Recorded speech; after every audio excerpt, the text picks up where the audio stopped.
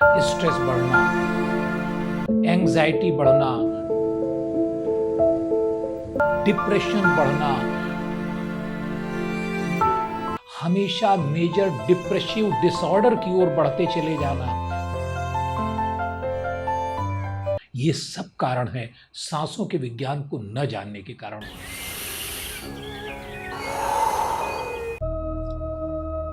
सांसों की डोर से जीवन बंधा है, डोरी टूटी, अध्याय खत्म और चैप्टर क्लोज, हम सभी लोग जानते हैं। लेकिन यही एक वो गिफ्ट है जिस पर हम कभी ध्यान नहीं देते, सांसें जो हमें जिंदा रखती हैं। डोर है तो कहीं ना कहीं तो बंधी भी होगी, एक तो हमसे बंधी है, दूसरी कहाँ पर पता नहीं, ग्रांटेड लेते हैं। लेकिन सांसें सिर्फ एक प्रक्रिया नहीं, ये जादू है। और जो इस जादू को जानते हैं वो जीवन में सफलता की सीढ़ियां बड़े आराम से चढ़ते हैं, और जो नहीं जानते, ज़्यादातर लोग जैसे तैसे जीवन गुजरता है। लेकिन हमारे ही नहीं बल्कि विश्व के सभी सभ्यताओं ने, प्राचीन जितने भी विद्वान थे, वो सांसों के इस जादू को जानते थे। बहुत काम किया उन्होंने। भारत में प्राणायाम, चीन में आर्ट ऑफ ब्रीदिंग, भारत में योगा, तो वहाँ पर एनर्जी कल्टीवेशन डेवलप हुआ, इस्लाम में भी डेवलप हुआ, बाकी देशों में भी डेवलप हुआ। लेकिन आज की दुनिया में हमें इतनी फुर्सत ही नहीं है कि हम सांसों पर ध्यान दे पाएँ, जबकि साइंस ये कहता है कि हमारी सांसें हमारे नर्वस सिस्टम के एसएनएस और पीएसएनएस दोनों को एक्टिवेट करती हैं। सिंपैथेटिक नर्वस सिस्टम जो हमारे शरीर को एड्रेनलिन के जरिए तैयार करता है फाइट एंड फ्लाइट मोड के लिए, और PSNS nervous system, parasympathetic nervous system, जो हमारे शरीर को कूल डाउन करता है, शांत करता है। सांसें इन दोनों का माध्यम है। और अगर यह तालमेल बिगड़ गया तो एड्रेनलिन आपको हमेशा तनावग्रस्त बनाए रखेगा। स्ट्रेस बढ़ना, एंजाइटी बढ़ना, डिप्रेशन बढ़ना, हमेशा मेजर डिप्रेसिव डिसऑर्डर की ओर बढ़ते चले जाना, ये सब कारण है सांसों के विज्ञान को न जानने के कारण। और सांसों का विज्ञान सीधा सा है, बहुत आसानी से समझ में आता है। अगर आपके दिमाग की एक्टिविटी तेज है तो सांसें तेज होंगी, और अगर सांसें धीमी हैं तो दिमाग भी शांत होगा। अनुभव कर सकते हैं इसको तत्काल, अभी इसी समय। और इस विज्ञान को कहते हैं art of breathing. Art of breathing के जरिए आप न सिर्फ अपने शरीर को बल्कि अपने मन को भी बड़े आसानी से काबू में कर सकते हैं, और इस पर बड़ा काम किया है डॉक्टर विलहेल्म रीच, ऑस्ट्रेलिया के, जिन्होंने वेजिटोथेरेपी नामक किताब लिखी अपनी, डॉक्टर आर्थर जनो, जिन्होंने प्राइमल थेरेपी नाम की किताब सिर्फ आर्ट ऑफ ब्रीदिंग पर लिखी, और भी बहुत से लोगों ने काम किया है। और इस काम का नतीजा ये है कि आर्ट ऑफ ब्रीदिंग में 3000 तरीके के 3000 types of breathing for specific result. क्या जीवन में रिजल्ट चाहिए, उसके लिए सिर्फ ब्रीदिंग को चेंज करना है। और इस ब्रीदिंग का बहुत बड़ा विज्ञान हमारे यहाँ स्वर विज्ञान के रूप में पहले से मौजूद है। लेकिन आज हम बातें करेंगे सिर्फ आर्ट ऑफ ब्रीदिंग पर। तो अगर आपको आर्ट ऑफ ब्रीदिंग को सीखना है, जानना है, तो बने रहिए हमारे साथ, और आर्ट ऑफ ब्रीदिंग से बदलिए अपना जीवन। कहते हैं ना कि सांस जब तक है तब तक आस है, सांस है तो आस है, सांस खत्म आस खत्म। जी हाँ, सच्चाई जीवन की यही है कि हम केवल तब तक इस दुनिया में अपनी सारी महत्वाकांक्षाओं, अपने सारे सपनों और अपने सारे गोल्स के साथ चल सकते हैं जब तक सांसें चल रही हैं। लेकिन इतने महत्वपूर्ण होने के बाद भी इन सांसों पर कभी हमारा ध्यान नहीं जाता कि सांसें कैसी चल रही हैं, नाक से चल रही हैं, मुंह से चल रही हैं। आप कहेंगे ये क्या बात है, सांसें तो आनी ही हैं। नहीं, सांसें आनी हैं। बायोलॉजिकली शरीर हवा को चाहिए, उसे ऑक्सीजन चाहिए, प्राणवायु चाहिए, लेगा। लेकिन अगर इसे किसी खास तरीके से लिया जाता है तो यह चमत्कारिक रूप से शरीर में, मन में एकदम अलग प्रभाव उत्पन्न करती है। ये शरीर को भी स्वस्थ करती है, मन को भी स्वस्थ करती है, और अगर गलत लिया जाए तो अस्वस्थ भी कर सकती है। एक उदाहरण लेते हैं। सामान्य रूप से हम नाक और मुंह से दोनों से बराबर सांस लेते हैं, लेकिन आपको यह शायद नहीं पता है कि मुंह से ली गई सांस का ब्रीद आर्ट वर्क में कोई स्थान नहीं है। मुंह से ली गई सांस कोई आपके शरीर और मन पर अच्छा प्रभाव नहीं उत्पन्न करती। नाक से सांस लेने की तकनीक ही सही मानी जाती है, और नाक में भी दाहिनी नाक से या बाईं नाक से किससे श्वास चल रही है, इसका पूरा स्वर विज्ञान है जो ये बताता है कि किससे श्वास चलने पर आपके शरीर और मन में क्या प्रभाव उत्पन्न होंगे। खैर, इन बातों पर विचार करने के पहले हम ये देखना चाहें कि आखिर सांसों की इतनी ज़रूरत क्यों है। वो गाना है ना, सांसों की ज़रूरत है जैसे। सांसों की जरूरत है जैसे। लेकिन सांसों की ज़रूरत इसलिए है कि इस शरीर को जो इस यूनिवर्स ने बनाया है या इस प्रकृति ने बनाया है, उसने इसमें कुछ बहुत महत्वपूर्ण आविष्कार, कारीगरी, जो भी कह लीजिए, क्योंकि इससे बेहतर कोई मशीनरी तो अब तक बनी नहीं है। हमारा नर्वस सिस्टम, हमारा ब्रेन, जो हम कह सकते हैं कि इस दुनिया का तो सबसे बेहतर ब्रेन है ही, और जब तक किसी बाहरी सभ्यता का जो हमसे विकसित हो पता नहीं चलता, तब तक ये यूनिवर्स का सबसे बेहतर ब्रेन है। और इस ब्रेन को चलाने के लिए चाहिए प्राण, एनर्जी, और ये एनर्जी आती है हमारी सांसों के जरिए। कहते हैं ना, सांसों की डोर बंधी है। भाई, अगर डोर है तो एक सिरा हमारे पास है, दूसरा कहाँ है? सोचिए, बगैर दो सिरे के डोर तो नहीं बनती है। तो दूसरा सिरा इस यूनिवर्स के साथ बंधा है। कॉस्मिक एनर्जी, जिसे कुछ साल पहले तक साइंस ईथर के नाम से कहता था, आज डार्क एनर्जी के नाम से कहता है, और हमारे यहाँ भारतीय परंपरा में उसे प्राण के नाम से कहते हैं। पूरे जगत में व्याप्त है, पूरे ब्रह्मांड में व्याप्त है। वह प्राण एक सिरा है, दूसरा सिरा हमारा शरीर है। और जब हम प्राण वायु लेते हैं, हिंदी में दोनों अलग अलग है, ब्रीद में अलग नहीं है, लेकिन हिंदी में अलग है प्राण वायु। ऐसी वायु जिसमें प्राण तत्व शामिल है, उसे प्राण वायु कहते हैं। तो जब हम श्वास लेते हैं तो उसके साथ साथ कॉस्मिक प्राण या कॉस्मिक एनर्जी वो हमारी बॉडी में प्रवेश करती है। और किस मात्रा में? जैसी हमारी सांसें हैं वैसे निर्धारित होता है कि प्राण कितनी मात्रा में आएगा और हमारे शरीर में कितनी देर रहेगा।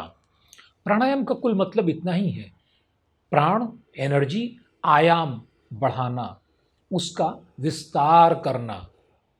तो शरीर में प्राणों के विस्तार का अर्थ है प्राण को संचित करना, और वो सांसों के जरिए होता है। अब इसको विभिन्न सभ्यताओं में अलग अलग तरीके से बहुत काम किया गया। खास तौर से भारत और चाइना में इस पर विशेष काम हुआ। चाइनीज़ परंपरा से मेरा मतलब है बौद्ध भी उसमें शामिल है, और तिब्बती परंपरा भी, लामा परंपरा भी, जैन परंपरा भी, सब उसमें शामिल है। इनमें बहुत काम किया गया। भारत में प्राणायाम पर पूरा एक कला विकसित की गई, पूरा एक साइंस विकसित किया गया। और चाइना में इस पर काम जब किया गया तो इसे एनर्जी कल्टीवेशन का नाम दिया गया। मतलब सांसों के जरिए आप अपने शरीर में ऊर्जा को उत्पन्न करते हैं, प्राणों को बढ़ाते हैं, मतलब सेम है। और टेक्निक्स 3000 तरीके विकसित किए गए चाइना में, जो ये बताते थे कि आप किसी खास काम के लिए शरीर और मन को जब तैयार करेंगे तो सांसों का स्वरूप कैसा होना चाहिए। अब 3000 तरीकों पर एक साथ तो न तो हम बात कर सकते हैं और न आप समझ पाएंगे। एक एक करके लेते हैं, खास तौर से जो महत्वपूर्ण है। आज सबसे बड़ी समस्या है डिप्रेशन, सांसों का उथला होना, दम फूलना, स्ट्रेस, एंजाइटी। ये बड़ी कॉमन प्रॉब्लम है और ज़्यादातर लोग इससे कहीं ना कहीं ग्रस्त हैं। इसका समाधान भी सांसों में छुपा हुआ है। मेडिकल प्रॉब्लम अपनी जगह है, मैं उनकी बात नहीं करता हूँ। सीवियर मेडिकल कंडीशन होने का मतलब है कि आपकी बॉडी इस सीमा तक डिफेक्टिव हो गई है उस बीमारी से कि अब उसे बाहर से मदद चाहिए दवाओं के रूप में, वहाँ तो दवाएं आवश्यक हैं, लेकिन अगर शुरुआत है, अगर प्रारंभिक रूप से इसके लक्षण दिख रहे हैं, तो यकीन मानिए कि साइंस भी इस बात को आज मानता है कि बीमारी पहले हमारे कहीं गहरे मन में पैदा होती है, हमारे एनर्जी बॉडी में पैदा होती है।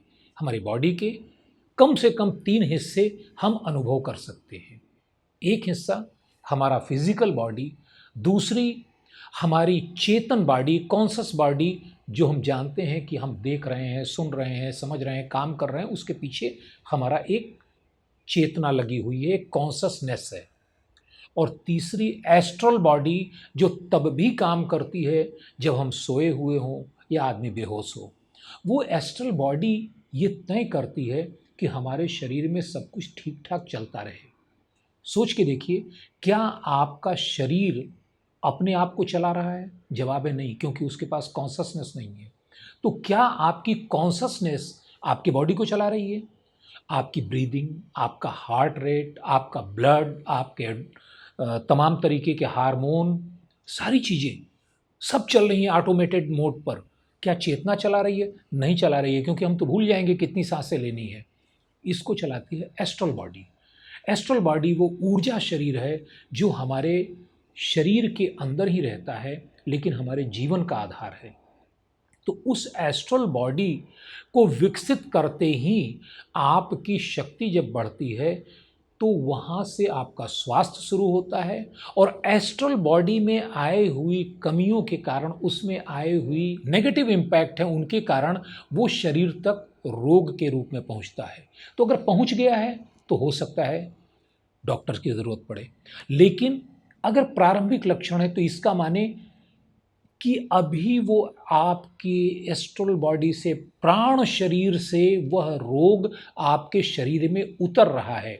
और वहाँ अगर प्राणों के जरिए हम अपने एस्ट्रल बॉडी को, अपनी प्राण शरीर को मजबूत बना लेते हैं, तो निश्चित रूप से फ़ायदा होता है। और ये सिर्फ मैं नहीं कह रहा हूँ। 1950 में, 1950 में डॉक्टर ब्यूटेको, यूक्रेनियन साइंटिस्ट थे, इन्होंने एक थ्योरी दी, ब्यूटिको ब्रीदिंग थेरेपी। ब्यूटिको ब्रीदिंग थेरेपी इसी बात पर है कि सांस लेने का एक ऐसा तरीका विकसित इन्होंने किया जिसके जरिए इन सारे डिसऑर्डर पर बहुत इफ़ेक्टिवली काम किया जा सकता था और फ़ायदे भी होते थे। तो इस बीबीटी या ब्यूटिको ब्रीदिंग टेक्निक को हम लोग सीखते हैं, लेकिन उसके पहले आपने कभी ध्यान दिया है कि प्रति मिनट कितनी सांस आप लेते हैं?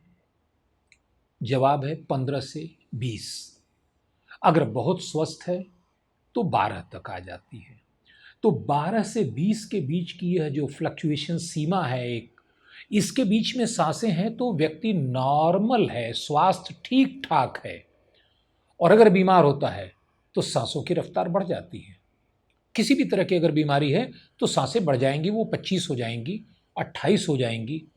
और अगर स्वास्थ्य अच्छा हो गया तो वो नीचे की ओर आती हैं, वो प्रति मिनट 15 से घटकर 12, 12 से घटकर 10 तक हो जाती हैं। और कहते तो ये हैं कि योगियों की श्वास लगभग 3 से 4 ब्रीथ पर मिनट की होती है।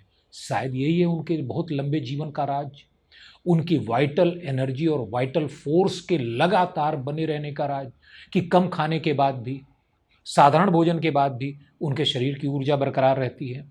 तो इस टेक्निक को, बीबीटी जिसे हम कहते हैं, उसको सीखने के लिए कुछ चीज़ें ध्यान में रखनी है। पहली चीज़ तो यह श्वसन प्रक्रिया सिर्फ और सिर्फ नाक से करनी है। हो सकता है कि आपके नाक से पूरी ब्रीथ ना आ रही हो, नाक को साफ कर लीजिए। और नाक से ही ब्रीदिंग करनी है, मुंह से ब्रीदिंग नहीं करनी है। फिर ये जो ब्रीदिंग जाती है, यह ब्रीदिंग नॉर्मली हम करते हैं चेस्ट ब्रीदिंग। चेस्ट ब्रीदिंग का मतलब ये है कि हमारी सांस केवल आधे सीने तक आती है और वहीं से वापस हो जाती है। चूँकि यहाँ तक आई हुई सांस से इतना प्राण और इतना ऑक्सीजन बॉडी को मिल नहीं पाता जो सफिशिएंट हो, इसलिए वह फिर रिपीट करता है। और जितना कम प्राण ऊर्जा एक ब्रीथ में मिल रही है, आपकी ब्रीदिंग पर मिनट उतनी बढ़ती चली जाएगी। इसीलिए तनाव में आने के बाद व्यक्ति की सांसें बहुत तेज हो जाती हैं, क्रोध में आने के बाद सांसें बहुत तेज हो जाती हैं, क्योंकि ऑक्सीजन और प्राण पूरे नहीं मिल पा रहे हैं। ब्रीदिंग को डीप करना है। डीप कहाँ तक? Diaphragm breathing.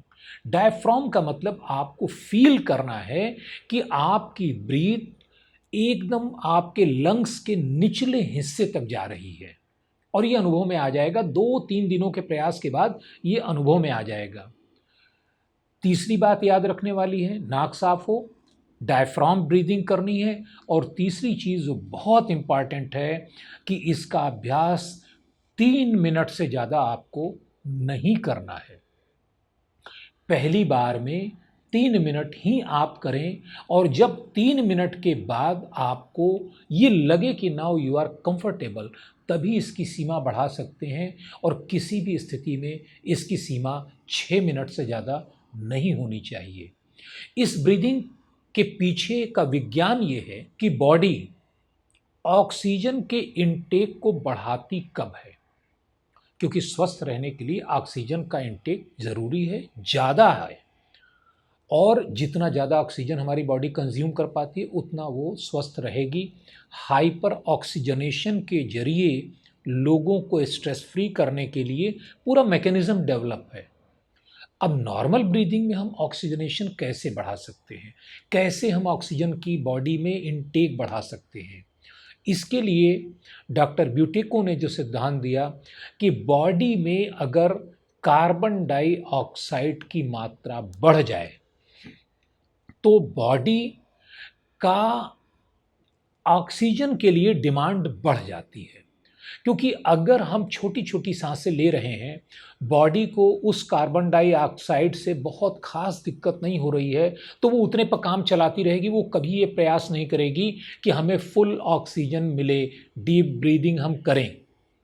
तो इसके लिए ऑक्सीजन के बजाय बॉडी में कार्बन डाइऑक्साइड की मात्रा बढ़ाई जाती है। और उसका तरीका ये है, बैठ जाएं, ध्यान नाभि चक्र पर होना चाहिए, क्योंकि योग निश्चित रूप से ऐसे ब्रीदिंग के हर आर्ट वर्क के साथ जुड़ा होता है। आपका ध्यान अपने मणिपुर चक्र पर या नाभि चक्र पर होना चाहिए। ब्रीदिंग स्लो और डीप, 1 मिनट में जितनी स्लो ब्रीदिंग कर सकते हैं उतनी स्लो ब्रीदिंग करनी है, और उतना ही स्लो उसे छोड़ना है।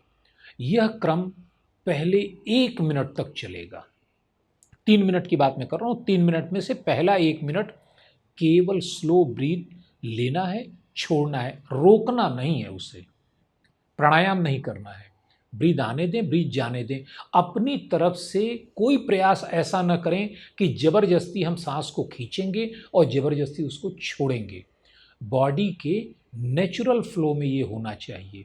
और उसके बाद 1 मिनट तक ये करने के बाद आप ध्यान दें अपने शरीर पर, तो आप देखेंगे मन शांत हो गया है। जो विचार बहुत ज़्यादा ओवर थिंकिंग चल रही थी वो कम हो गई है। और ऐसा इसलिए होता है कि जब ऑक्सीजन बॉडी में बढ़ती है, डीप ब्रीदिंग हम करते हैं, तो हमारे ब्रेन को प्रॉपर ऑक्सीजन मिलने के कारण वो इस प्रकार के जो फुटकर विचार चलते रहते हैं हमेशा दिमाग में, वो कम हो जाते हैं। इस पर कभी और किसी वीडियो में हम लोग बात करेंगे कि इसका विज्ञान क्या है। अभी हम लोग ब्यूटेको ब्रीदिंग मेथड के बारे में जानते हैं। 1 मिनट तक आप करने के बाद अपने ऊपर ध्यान देंगे, आप देखेंगे आपका शरीर शांत हो गया है। और हाँ, एक बात मैं बताना भूल गया, आई एम सॉरी। यह ब्रीदिंग टेक्निक या तो जमीन पर बैठकर पालथी लगाकर करनी है या लेटकर करनी है। कभी भी खड़े होकर नहीं करना है, इसको चलते फिरते नहीं करना है। अब हम ब्यूटेको ब्रीदिंग पर आते हैं। 1 मिनट हो गया, आपका शरीर शांत हो गया, आपका मन शांत हो गया। शरीर को एकदम ढीला छोड़ दीजिए, कोई तनाव नहीं होना चाहिए। हम योग में जिस सुखासन का प्रयोग करते हैं, दोनों हाथ ऐसे फैले हुए, घुटनों पर रखे हुए, बॉडी एकदम स्थिर, स्पाइनल कार्ड सीधी होनी चाहिए, बहुत इंपॉर्टेंट है।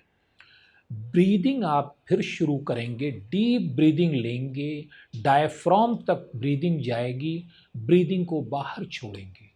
और बाहर छोड़ने के बाद असली काम शुरू होता है। वहाँ आपको रुक जाना है, अगली ब्रीद नहीं लेनी है। आप कहेंगे इससे तो बहुत नुकसान हो सकता है। कोई घबराने की बात नहीं है। ये बॉडी ऐसी बनी हुई है, इसका मैकेनिज्म ऐसा है कि कोई व्यक्ति अपनी सांस खुद रोक के कोई नुकसान नहीं पहुंचा सकता। जैसे ही एक लिमिट क्रॉस होगी, आपके सारे प्रयासों के बावजूद फेफड़े सांस ले लेंगे। तो इसके लिए निश्चिंत रहिए। अब जब आपने सांस छोड़ दी तो आपको अपनी सांस वहीं पर रोक देनी है, नई ब्रीद नहीं लेनी है। अगर ज़रूरत पड़े तो आप नाक पर उंगलियां रख सकते हैं, मुंह तो बंद ही है, मुंह से सांस लेना नहीं है। ज़्यादा से ज़्यादा 5 सेकंड के बाद आपको घबराहट होने लगेगी। आपको लगेगा कि आपको बहुत ज़रूरत है सांस लेने की। अगर 5 मिनट के बाद घबराहट हो तो फिर आप नाक से उंगली हटाइए और लंबी सांस लीजिए। आप ध्यान देंगे कि इस बार वाली जो सांस थी वो सबसे गहरी थी। पूरी ब्रीद और फ्रेश ठंडी ब्रीद आपको महसूस होगी कि आपने जो सांस लिया कितनी ताज़ा है। वहीं बैठे हैं उसी जगह पर, लेकिन श्वासों में आपको परिवर्तन नजर आएगा। 5 सेकंड के बाद आपने ब्रीद लिया, 2-3 ब्रीद और लीजिए रेगुलर वे में, डीप स्लो। इसके बाद फिर इसी क्रम को शुरू कीजिए। एक गहरी ब्रीद लीजिए, सांस को छोड़िए और छोड़ने के बाद दोबारा सांस मत लीजिए। कोशिश कीजिए कि इस बार 10 सेकंड तक रुक सके। और अगर 10 सेकंड आपने पूरा कर लिया तो यकीन मानिए आप केवल 50% ऐसे लोगों में से हैं जो ये काम कर सकते हैं, केवल 50%। अब आपने 10 सेकंड जब रोका, उसके बाद ब्रीथ को छोड़ा, तो इस बार घबराहट भी कम होगी और ब्रीथ भी लंबी आएगी आपको। इस टेक्निक को प्रयोग करने के कारण जब शरीर में आपके ऑक्सीजन जाती है तो चूंकि आपकी बॉडी, मैंने पहले ही बताया कि आप हमारी बॉडी जो है वो पूरा ऑटो मोड पर काम करती है, वो हमारे ब्रेन या हमारे सोचने से काम नहीं करती है। उसको कितनी ऑक्सीजन लेनी है ये वो खुद तय करती है। सेलुलर लेवल पर उसे क्या काम करना है ये खुद तय करती है। एंडोक्राइन ग्लैंड पर और हमारे ब्लड वेन्स पर, हमारे जो नर्वस सिस्टम है उस पर क्या काम करना ये खुद तय करती है। वहाँ पर आपकी बॉडी ये तय करती है कि चूंकि काफ़ी देर तक ऑक्सीजन नहीं मिलती, इसलिए जो ब्रीद आई है उससे से ज़्यादा ऑक्सीजन हमें ले लेना है। तो नतीजा ये होता है कि जो ब्रीद आप लेते हैं उसका बहुत बड़ा भाग प्राण ऊर्जा का और ऑक्सीजन का बॉडी सोख लेती है। अद्भुत बात है ये। अरे हम भी तो यही करते हैं। हमें आपको, अगर मान लीजिए कि भोजन समय पर मिलना बंद हो जाए, कभी सुबह मिला, दोपहर का भोजन नहीं मिला, फिर रात में मिला, शरीर क्या करेगा?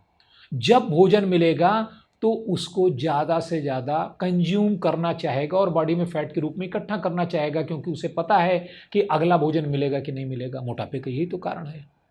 यही टेक्निक इसमें यूज़ की गई है कि जब बॉडी को ये फील होने लगता है कि भाई कभी कभी 30 सेकंड 40 सेकंड तक हमें सांस नहीं मिलेगी, तो वो करती क्या है कि जो ब्रीद आए उसमें जितनी एनर्जी है, जितना ऑक्सीजन है, उसको कंज्यूम कर लो। नतीजा क्या होता है? अद्भुत। नतीजा ये होता है कि आपकी बॉडी धीरे धीरे अपने को हील करना शुरू कर देती है। और हाँ, ध्यान दीजिएगा कि ये जो टेक्निक करनी है, मैंने पहले ही बताया 3 मिनट से ज़्यादा नहीं करनी है। 3 मिनट में ज़्यादा से ज़्यादा आप इसे 6 बार कर पाएंगे, इससे ज़्यादा नहीं कर पाएंगे, क्योंकि आपने पहली बार 5 सेकंड के लिए ब्रीद आउट करके अपने को रोका, दूसरी बार 10 सेकंड के लिए, इसकी मैक्सिमम लिमिट है 40 सेकंड। अगर आप तुरंत नहीं होगा, लेकिन 1 महीने के बाद निश्चित रूप से आप पहुंच जाएंगे कि 40 सेकंड ब्रीद आउट कंडीशन में आप अपने को रोक सकें। उस ब्रीद आउट कंडीशन में कुछ यौगिक प्रयोग होते हैं जो शायद इस वीडियो के लिए उपयुक्त नहीं होंगे, उस पर हम लोग अगले वीडियो में बात करेंगे। लेकिन आप जहां भी बैठे हैं, जैसे भी बैठे हैं, आप खुली आंखों से या अपनी आंखें बंद करना चाहें तो बंद कर लें, ये प्रयोग करें, लेकिन 40 सेकंड से ज़्यादा ब्रीद आउट नहीं करेंगे। और उसके बाद 3 मिनट बाद जब आप इसको बंद करेंगे तो आप खुद देखेंगे कि आश्चर्यजनक रूप से उस समय आपका दिमाग एकदम शांत है, तनाव रहित है, विचार, ओवर थिंकिंग सब खत्म है और बॉडी अपने आप को बॉडी एकदम रिलैक्स फील कर रही है। तो दोस्तों, ये है वो बीबीटी टेक्निक जिसके जरिए हम अपनी एंजाइटी, अपने डिप्रेशन, ब्रोंकाइटिस या प्रारंभिक अस्थमा, अगर शुरुआती अस्थमा है उसमें भी ये फ़ायदा करती है। ये वैज्ञानिक शोध से पता है, प्रमाणित है। तो इसका प्रयोग आप लोग कर सकते हैं। और हाँ, जब कभी आप अकेले बैठे हैं या तनाव में हैं, आपको लगता है तनाव में, तो 3 ब्रीथ कर लीजिए। ब्रीथ आउट करके मैक्सिमम 40 सेकंड तक रुकिए, 3 बार ऐसा कीजिए और फिर आप देखेंगे साहब एकदम सारी चीज़ें बदल गई, क्योंकि वहाँ पैरासिम्पैथेटिक नर्वस सिस्टम काम करना शुरू कर देता है। और पैरासिम्पैथेटिक नर्वस सिस्टम काम करता है बॉडी को काम, क्वाइट, रिलैक्स करने के लिए। और मैं आशा करता हूँ कि यह प्रयोग आपको एक नया अनुभव देगा और अपने अनुभव से हमें अवश्य बताइएगा, अपने कमेंट कीजिएगा, ताकि हम आपको 3000 हैं भाई, 3000 तरीके हैं, तो कम से कम 30 तरीके तो हम आपको बता ही पाएँ, जिससे आप अपने जीवन में मनचाहा परिवर्तन ला पाएँ, अपने स्वास्थ्य में, अपने मानसिक स्तर में, अपनी सफलता में और अपने पूरे जीवन में एक परिवर्तन ला पाएँ। तो मिलते हैं अगले वीडियो में, तब तक अपना ध्यान रखिएगा। थैंक यू, धन्यवाद, जय हिंद, जय भारत।